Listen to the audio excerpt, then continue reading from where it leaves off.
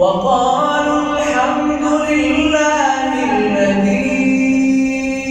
أذهب عنا الحزن إن ربنا لغفور شكور الذي أحلنا دار المقامة من فضله لا يمسنا فيها نصب ولا يمسنا فيها لغوب والذين كفروا لهم نار جهنم لا يقضى عليهم فيموتوا ولا يخفف عنهم من عذابها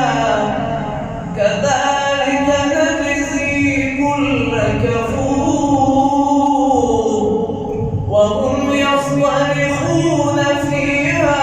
ربنا أخرجنا نعمل صالحا ربنا